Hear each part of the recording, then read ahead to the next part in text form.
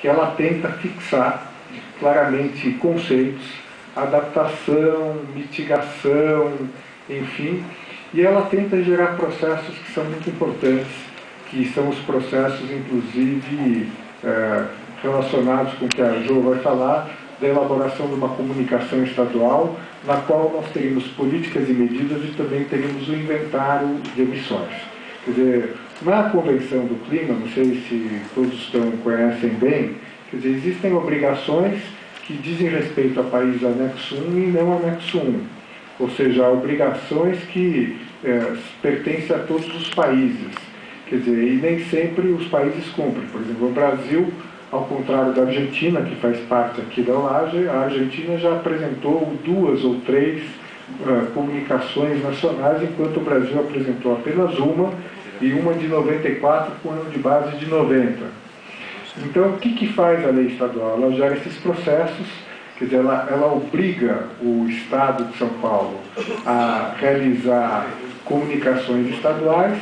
E por que é importante a comunicação estadual? Porque a Jo vai explicar isso, porque é uma maneira de você engajar a sociedade numa discussão de quais são as fontes de emissão, quais são os sumidouros de carbono setorialmente. Inclusive, a lei de São Paulo, ela estabelece, só como título de exemplo, que a metodologia adotada em São Paulo seja a metodologia do IPCC. Muita gente aqui vai dizer, mas escuta, mas por que, Mariu, por que você está pondo o IPCC? Porque uma das preocupações que eu acho que nós vamos ter que ter em países como o nosso, que são federativos, é que eu tenho que ter a possibilidade de comparar os inventários, sejam eles municipais, estaduais ou nacionais, até para um determinado momento, isso foi colocado aqui pelo Paul Carrasco, que com a tecnologia será possível eventualmente você fazer esse tipo de comparação. Não é isso? Quer dizer, então, nós seguimos a linha, inclusive, de colocar claramente, quer dizer, que tem que seguir a metodologia do IPCC, e mais do que isso, nessa direção pedagógica, nós colocamos os segmentos, não é isso, que devem fazer parte do inventário. Quer dizer, o que, para aqueles que estão no jargão climático, parece absolutamente óbvio, que eu vou colocar o setor de transporte, eu vou colocar o setor das indústrias, enfim, todos esses setores nós colocamos na legislação. E aí também surge uma questão que eu estava discutindo com a Manu aqui, sobre quer dizer, esse detalhamento da legislação.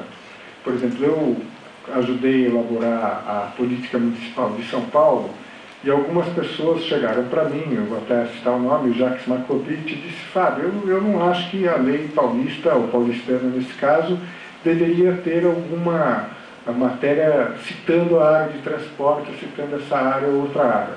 E eu, pessoalmente, disse, não, Jacques, eu acho que é o contrário, que nós temos que citar, porque num determinado momento, nós vamos ter que fazer um esforço que é muito difícil na área de meio ambiente, e é absolutamente desafiador na área do clima, que é exatamente a articulação de políticas públicas, o que não é fácil nunca.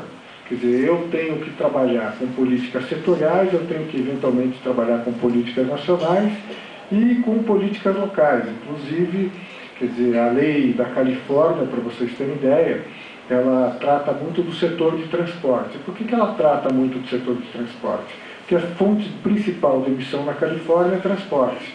E um dos itens complexos da lei da Califórnia, que inclusive existe toda uma discussão jurídica, diz respeito ao planejamento do uso do solo para você, inclusive, digamos assim, entrar no campo de mitigação de transporte, que é sempre difícil.